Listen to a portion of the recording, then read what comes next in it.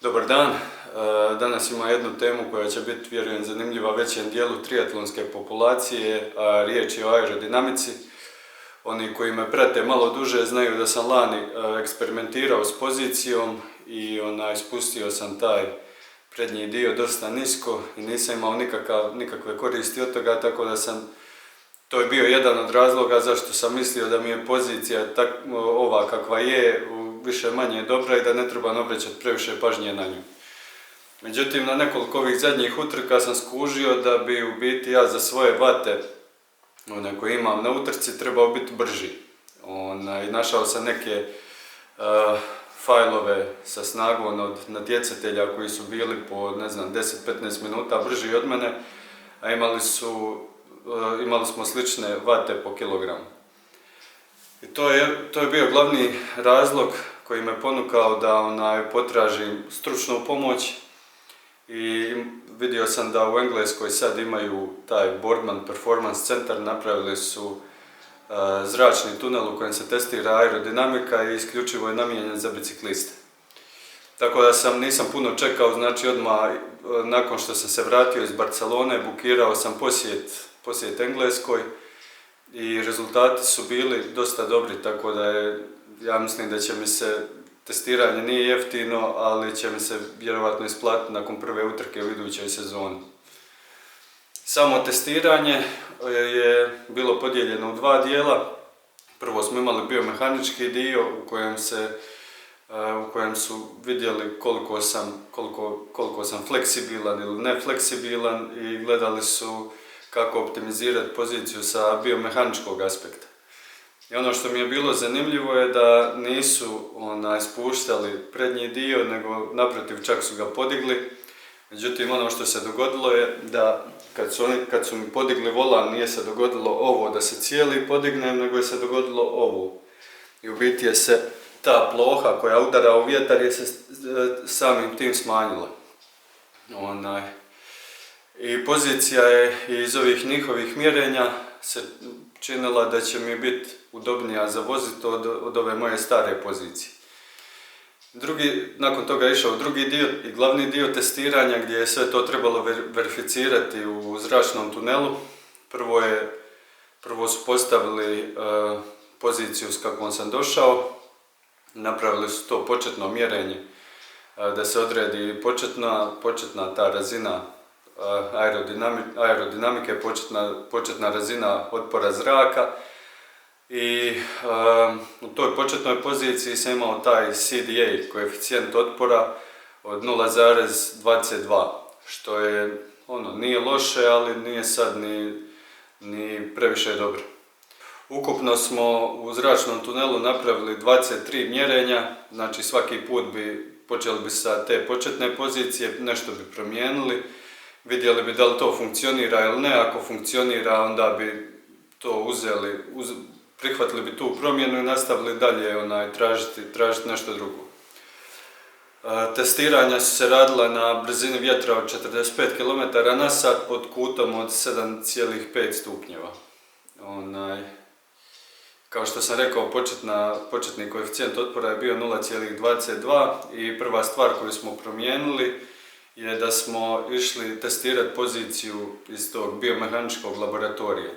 Naime, nekad zna pozicija koja je biomehanički ispravna nije dobra što se tiče aerodinamike, ali ja sam imao sreću da je ono što mi je bilo ispravno biomehanički također se pokazalo bolje što se tiče aerodinamike. Tako da je nakon što smo pomjerili sic 1 cm prema naprijed, volan smo digli 4 cm i pomakli i njega naprijed 2 cm, tu je se već javila ušteda od nekih 10 vati na brzini od 45 km/h. Nakon toga smo išli testirati više vrsta kaciga, ja mislim da smo ih testirali barem 6-7 i ko što vidite, stavit ću sliku prije i poslije, u mojoj početnoj poziciji je koji kaciga mi ne legne baš na leđa, znači ostane dosta tu lufta između repa od kacige i leđa. Međutim, pokazalo se da je ona aerodinamički dosta dobra, unatoč što nismo uspjeli baš dobiti poziciju da taj rep od kacige fino legne. Sve te kacige su bile unutar 3 vata, znači nije bilo značajnije promjene. I obzirom da smo dosta vremena izgubili na podešavanje pozicije, već je praktički isticalo vrijeme, a uštedili smo dotad bili samo 10 vati.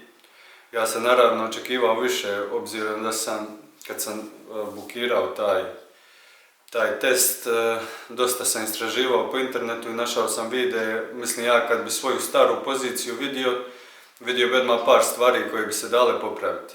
Ali sam vidio isto neke kojima bi stvarno teško mogao naći manu u poziciji i njima bi uspjeli oni naći tako oko 15 vati. Tako da sam ja rekao da se ne vraćam dok me ne nađu 30 vati.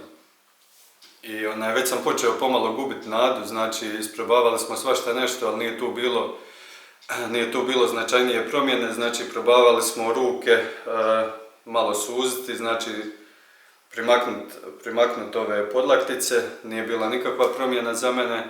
Pokušali smo ruke podići prema gore, također nikakva promjena, nekima to obično, u biti većini, kad im skupite ruke, dosta to smanji otpor zraka, ali kod mene nije napravilo nikakvu promjenu. I onda konačno se nešto dogodilo, maknuli smo ovaj bidon sa rame i kažu da nisu nikad vidjeli tako veliku promjenu, da jedna boca napravi tako veliku promjenu. Znači, taj bidon kad smo maknuli s rame, ušteda je bila 11 vati. A prije toga smo već napravili test sa bidonom između ruku i tu nije bilo nikakvog negativnog efekta, tako da ću taj bidon prebaciti između ruku. I mislim, znao sam da to nije idealna pozicija za bidon, ali to je najzgodnija pozicija, najlakše ga možeš dobaviti iz te pozicije, ali stvarno nisam vjerovao da to može biti tolika razlika. To je također dosta individualno, znači ovisi i o tebi i o tvom biciklu, koliko će ti taj bidon na rame, koliko će on povećati u biti otpor zraka. I tako tada mi je već laknulo, to je već smo bili na 20 vati i nakon toga u biti jedina promjena je bila da su mi još rekli, testirali smo, znači da još pokušam tu glavu malo uvući unutra i primaknuti je rukama. I tu je došlo dodatni 10 vati i znači sve skupa 31 vat uštede, što bi se, ako bi to preslikali na Ironman utrku, to je ušteda od, po meni, ogromnih 9 minuta. I eto, drago mi je u biti da sam napravio taj test, malo mi je krivo što to nisam ni prije napravio, ali eto, nikad nije kasno. I veselim se idućoj sezoni, pogotovo ako uzmem u obzir da sam našao još dodatnih 15 vati na drugim mjestima, ali o tome ću više u posebnom videu. Eto, sve u svemu, za mene se ovaj izlet i više nego isplatio i eto, toliko od mene za danas i vidimo se.